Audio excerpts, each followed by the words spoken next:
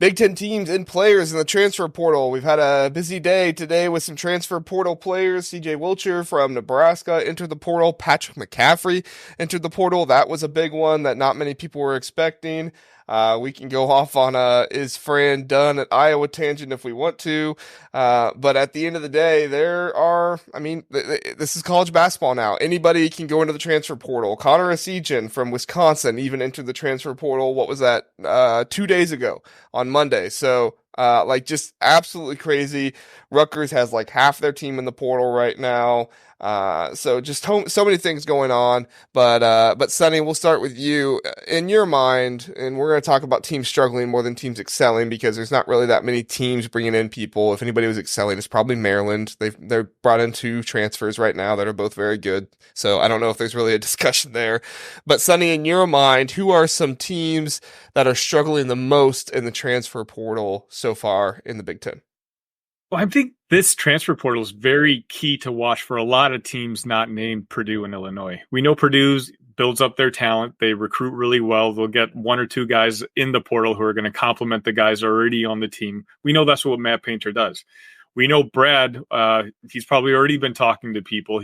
We have a lot of scholarships to give next year, but we have, a reputation of being able to be a good landing spot for transfers. So those 2 teams I'm not too worried about, but it's the Michigan States. Obviously Tom Izzo's had a target on his back for a while now for his reluctance to kind of jump into the portal. Indiana, they seem to have, I think like 3 or 4 scholarship players playing on next year's team right now. They're going to have to rebuild essentially through the transfer portal, and that's a team that already Mike Woodson is on the hot seat. Then you have Iowa, another team that's done pretty well in the Big Ten the last few years. I thought they had a pretty decent season for such a young team, but one of their best players, Tony Perkins, goes in the transfer portal. The coach's son goes in the transfer portal. So there's a lot of teams that I'm really interested in seeing like who kind of steps up in the next tier down from the Purdue and Illinois in the conference to see who kind of, Nebraska, I think I saw that they only have like 5 scholarship players left for next year too. The transfer portal is going to be very key to what the Big Ten is going to look like in 2024, 2025. And so, it's going to be interesting to see which coach really attacks the portal aggressively. We've kind of seen it with Willard, and he's done a fantastic job with the 2 guys he's brought in. But, Maryland, they're a nice team, but it's the other more franchised programs that I'm thinking of that I'm really more interested in watching to see what they do. Yeah, for sure. And I know with Purdue, they're Frank, 1 over their scholarship limit right now. I think it is. That is correct. Yeah. Yeah.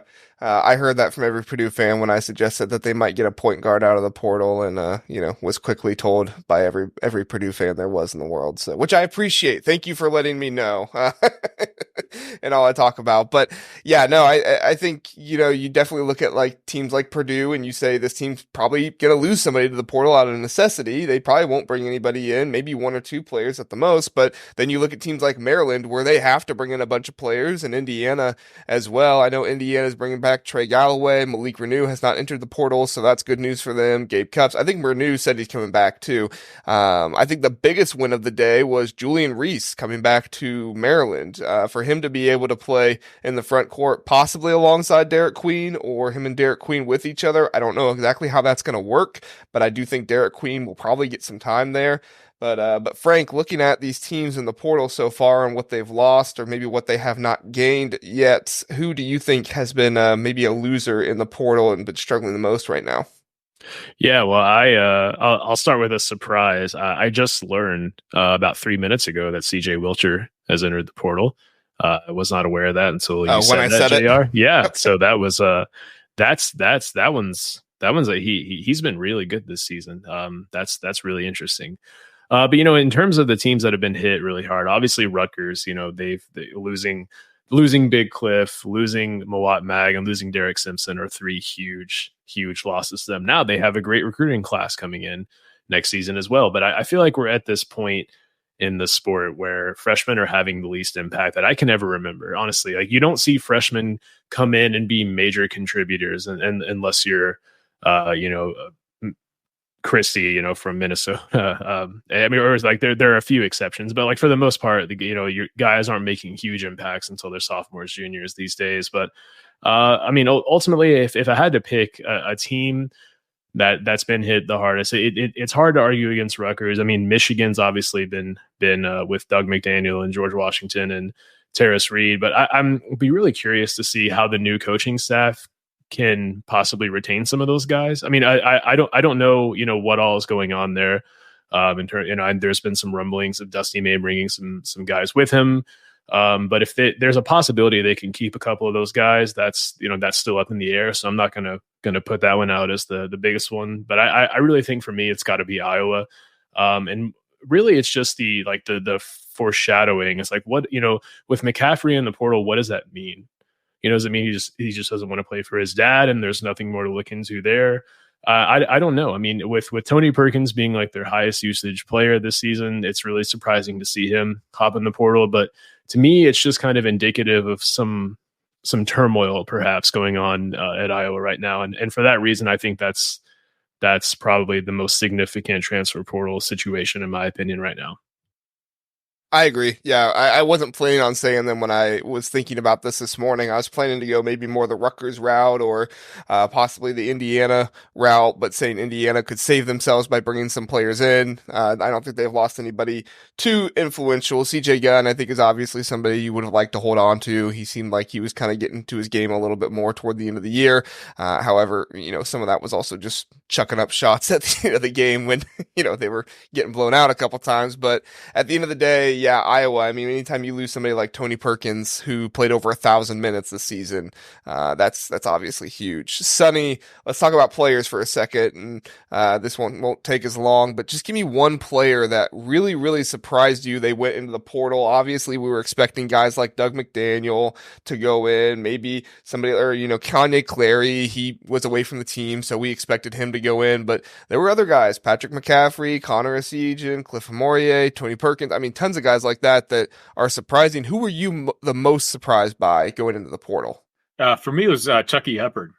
I think he was kind of the soul of Wisconsin basketball, and the fact that he entered the transfer portal kind of tells me that Wisconsin. Obviously we know Storr is going to test the NBA, but we've all heard whispers on what his true intentions are beyond if he doesn't get the grade that he wants. They don't have a lot of talent coming back next year either. And, we're talking about bad vibes with a couple of teams that we've been talking about. I think Wisconsin's floor could be very, very low next year. And having Chucky there could at least be kind of a veteran presence to limit that floor. But if he's trying to get out, I'd be really, really worried if I was a Badgers fan. Do you mean Connor Essegian? No, it wasn't Chucky Hepburn. I don't think Chucky Hepburn. That's news to me if he did. That's also news to me, but I just learned about CJ Wilshire as well. So hold on, unless I'm reading an insider saying. Did you get a Twitter post get you again? Oh no, we talked about this before. Let me check.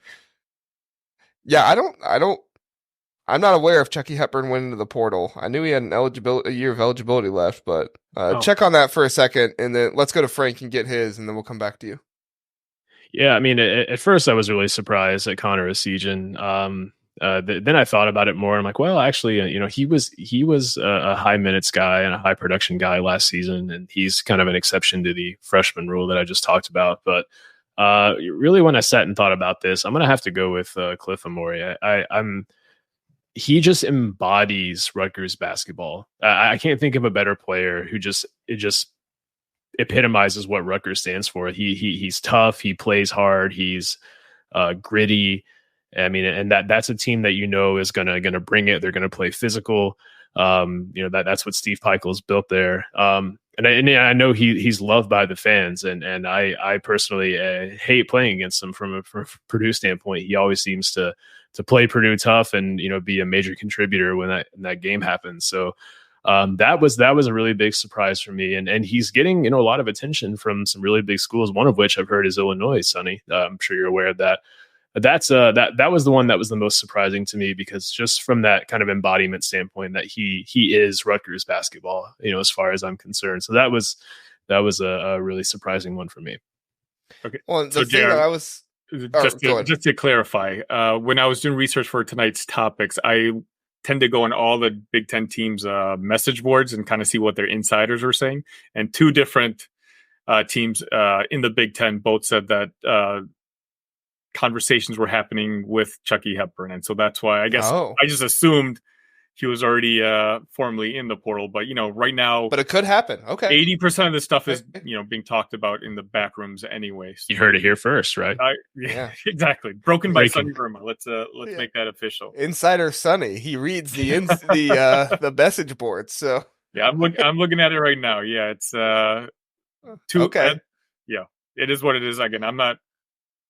I take that. No, back. I think that is crazy. If Chucky Hepburn enters the portal, that would absolutely be my number one most surprising. And the thing I was going to say, Frank, about Clifford Moria is that not only was I surprised that he entered the portal, but I heard that he kind of knew where his destination was, and so I'm surprised that he Sonny Schefter.